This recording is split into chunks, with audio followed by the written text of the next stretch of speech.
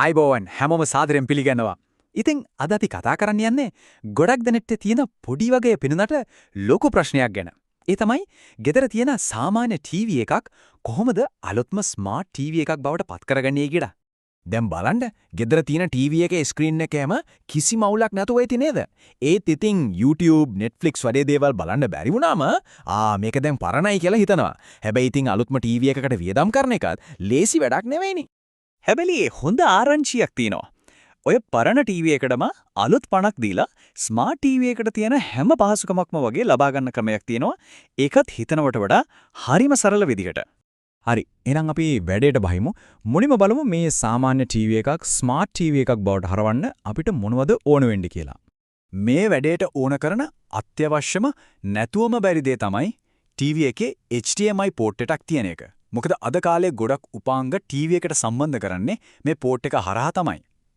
ඉතින් වැඩේ පටන් ගන්න කලින් අනිවාර්යයෙන්ම ටීවී එකේ පිටිපස්ස බලලා මේක තියෙනවද කියලා චෙක් කරගන්න ඕන. හරි. දැන් එතකොට මේකට තියෙන ලේසිම වේගවත්ම ඒ වගේම ගොඩක් දෙනෙක් පාවිච්චි කරන විසඳුම මොකද්ද? ඒ තමයි ටීවී ස්ටික් එකක් භාවිතා කරන එක. මේක කියන්නේ ඇත්තටම හරිම පොඩි. හරියට පෙන් ඩ්‍රයිව් එකක් වගේ උපාංගයක්.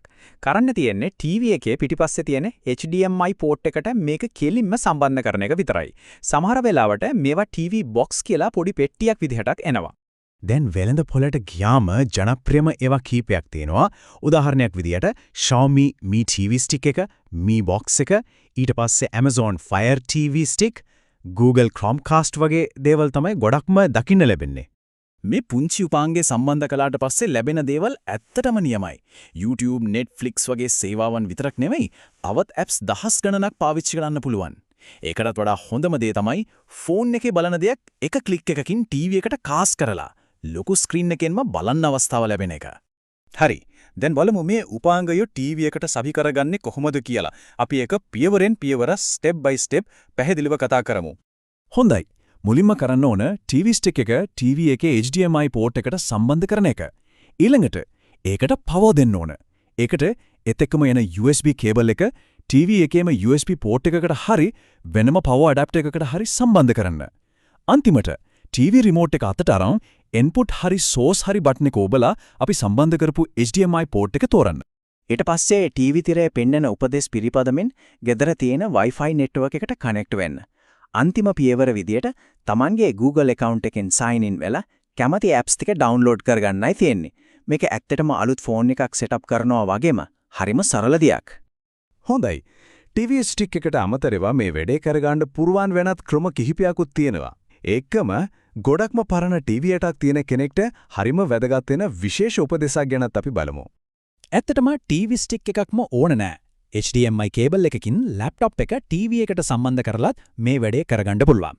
ඒ වගේම PlayStation හරි Xbox හරි ගේමින් කන්සෝල් එකක් තියෙනවා නම් ඒ හරහත් YouTube, Netflix වගේ සේවාවන් ගන්න පුළුවන්. හැබැයි ඉතින් ෆිල්ම්ස් බලන්න, YouTube බලන්න වගේ දෙයකටම වෙන්වුණු පොඩි රිමෝට් එකක් එක්ක එන වියදමත් අඩුම හොඳම විසඳුම නම් ටීවී ස්ටික් එකක්ම තමයි. හැබැයි දැන් මෙහෙම ප්‍රශ්නයක් එන්න පුළුවන්. ටීවී එක ගොඩක් පරණයි. HDMI පෝට් එකක් නෑ. තියෙන්නේ අර රතු කහ සුදු පාට පෝට්ස් විතරයි. එතකොට මොකට කරන්නේ? කලබල වෙන්න එපා. ඒකටත් විසඳුමක් තියෙනවා. HDMI to AV converter කෙන කුඩා උපාංගය භාවිත කරලා මේ වැඩේ කිසිම ප්‍රශ්නයක් නැතිව කරගන්න පුළුවන්. එහෙනම් මේ කතා කරපු හැම දෙයකින්ම පැහැදිලි වෙන ප්‍රධානම දේ තමයි Tamanගේ සාමාන්‍ය ටීවී එකක් ස්මාර්ට් ටීවී එකක් බවට පත් කරගන්න එක පිටතින් පේනවට වඩා ගොඩක් පහසු හරිම සරල ක්‍රියාවලියක් කියන එක. ඉතින් මේ පුංචි තාක්ෂණික වෙනසත් එක්ක තමන්ගේ පරණ රූපවාහිනියට දෙන්න පුළුවන් මේ අලුත් පණ ඒකෙන් ලැබෙන අත්දැකීම මොන වගේ වෙයිද? ඒක ගැන මොහොතක් සිතා බලන්න.